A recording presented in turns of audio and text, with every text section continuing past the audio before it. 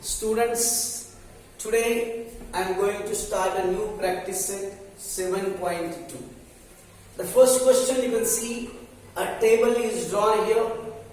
In this table, number of workers and number of days are given. You can see here, number of workers are 30 and number of days are 6. Now, you can see here, number of workers are decreased, but here you can see the days are increased. काय बोलतोय लक्षात आहे तुमच्या या table मध्ये workers 30 आहे आणि days 6 आहे. ओके, नेक्स्ट पुढे काय झाले बघा, वर्कर्स 20 झाले म्हणजे वर्कर्स कमी झाले, डिक्रीज झाले, पण डेज बघा ना 6 से 9 झाले. वर्कर्स डिक्रीज पण डेज काय झाले, इन्क्रीज म्हणजे वाढले ना. म्हणजे एक काय झालं, डिक्रीज झालं, तर दुसरं काय होतं, इन्क्रीज होत आहे. एक वाढतंय एक कमी होत आहे, असं होत असल्यामुळे तिथे इनवर्स प्रपोर्शन आहे. म्हणून बघा, there is inverse variation between X and Y. आपण याला एक्स नाव घेतलं बरं का, आणि याला वाय घेतलेलं आहे, आणि म्हणून असेल बघा, there is inverse variation between X and Y. कळलं का तुम्हाला इनवर्स व्हेरिएशन काय आहे? Because here you can see the different changes are occurred. Different changes झाले बघा, एक कमी झालेला आहे, दुसरा मात्र वाढलेला आहे. हा, आपण डायरेक्ट व्हेरिएशन मध्ये काय सांगितलं होतं, दोन्ही मध्ये सेम चेंज होणार. इथे कमी झालं इथे पण कमी होणार, इथे वाढलं तर इथे पण वाढणार. असं असेल तर डायरेक्ट व्हेरिएशन.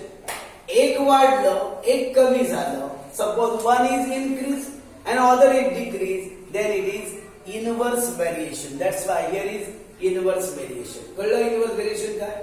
आता इनवर्स व्हेरिएशन शो कसं करतात बघा, एक्स इनवर्स व्हेरिएशन असतं ना, व्हेरिएशन साइन हेच आहे, फक्त इथे लिहितो ना 1/y लिहितो. डायरेक्ट व्हेरिएशन असतं ना, असं लिहितो एक्स डायरेक्ट व्हॅरीज वाय. हे डायरेक्ट व्हेरिएशन आणि हे इनवर्स व्हेरिएशन 1/y घ्यायचं, इथे फक्त वाय घ्यायचं. दोघांचा डिफरन्स करतोय. हे डायरेक्ट व्हेरिएशन, हे इनवर्स व्हेरिएशन. मग आता इथे बघ, इथे आपण जर के कसं फाइंड करायचं पाहिलं होतं ना, इथे के ची व्हॅल्यू कशी काढता येते. एक्स इथे इज इक्वल टू घ्यायचं. बघा व्यवस्थित मी काय देतोय, इथे इज इक्वल टू घ्यायचं, 1च्या प्लेसवर के घ्यायचं, 1च्या प्लेसवर के घ्यायचं, अपॉन कोण आहे, Y. K is constant. Okay, आपण इथे काय करतो आठवतो, हे पण दाखवतो का, X is equal to K Y असं येत होतं. आणि मग बघा एक्स हे वाय अपॉन इकडे Y is equal to K. हे डायरेक्ट व्हेरिएशन मध्ये, इनवर्स मध्ये काय झालं बघा, 1च्या प्लेसवर के आलं का, के अपॉन वाय. आपल्या व्हॅल्यू कोणाची पाहिजे, के ची व्हॅल्यू पाहिजे ना. मग मला सांगा, हे वाय अपॉन आहे ना, अपॉन म्हणजे डिवाइड आहे, याला इकडे घेतलं तर मल्टिप्लाय. म्हणून X into Y is equal to K.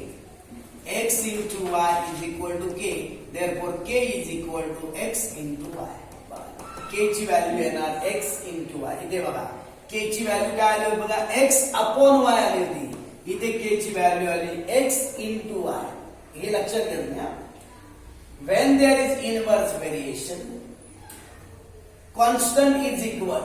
To find constant, you have to make the multiplication of these two terms. या दोघांचं मल्टिप्लाय केलं की के ची व्हॅल्यू येतो.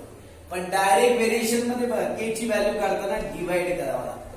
या दोघांचा डिफरन्स, म्हणून मुद्दाम तुम्हाला हे दाखवलं बघा, हे डायरेक्ट व्हेरिएशन, हे इनवर्स व्हेरिएशन. ओके, आपल्याला सांगा एक्स ची व्हॅल्यू 30 आहे, वाय ची व्हॅल्यू 6 आहे, के ची value, K means X into Y.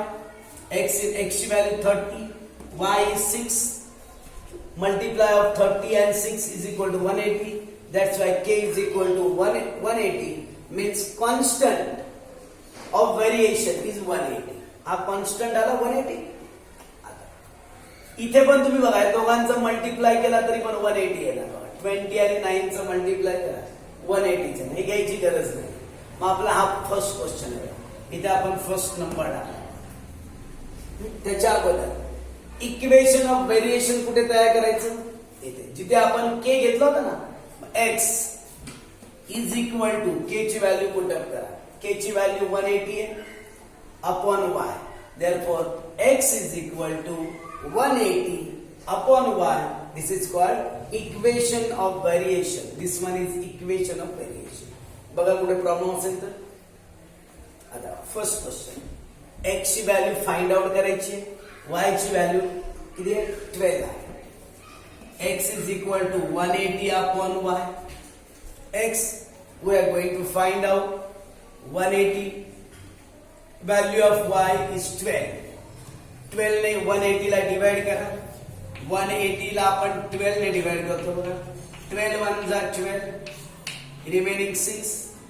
आज 0 इथे खाली येईल बघा. 12 5 जा 60.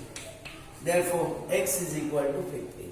म्हणजे या 12 ने याला आपण डिवाइड केलं तर 15 येतं. Therefore x is equal to 50. Second one, we can see x is equal to 10 and we have to find out y. See, this one is the equation of variation. Equation of variation, x is equal to 180 upon y. X is given 10, 180 upon y.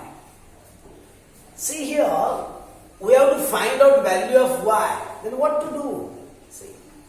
आपल्याला लक्षात येईल बघा इथे तुम्हाला y ची value find out करायची. मग काय करायचं आहे का हा y अपॉन आहे ना अपॉन आहे म्हणजे डिवाइड आहे त्याला इथे घ्यायचं आणि 10 इकडे घ्यायचं. म्हणून असं आहे ना y is equal to 180 upon 10.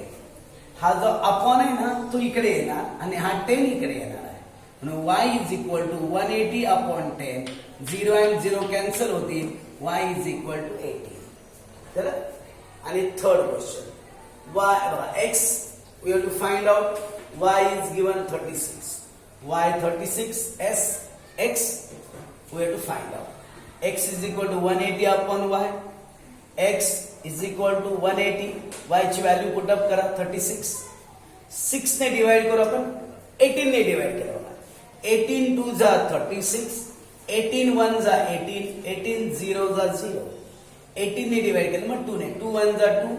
2 5 जा 10. तुम्ही 9 ने पण डिवाइड करू शकला बघा. 180 अपॉन 36. समजा तुम्हाला 9 ने डिवाइड करायचं होता. 9 4 जा 36. 9 2 जा 18. 9 0 जा 0. 4 1 जा 4. 4 5 जा 20. व्हॅल्यू 5. मी पहिले इथे 18 ने डिवाइड केलं नंतर 2 ने डिवाइड केलं. तुम्ही कसंही करू शकता. आन्सर मात्र येणार 5. Therefore x is equal to 5. इथे बघा लक्षात घ्या इनवर्स व्हेरिएशन असल्यानंतर के ची व्हॅल्यू काढताना इथे मल्टिप्लाय होतं. If there is direct variation to find out value of K you have to make the divide of these two terms. Okay, that's why this is the final answer. Okay.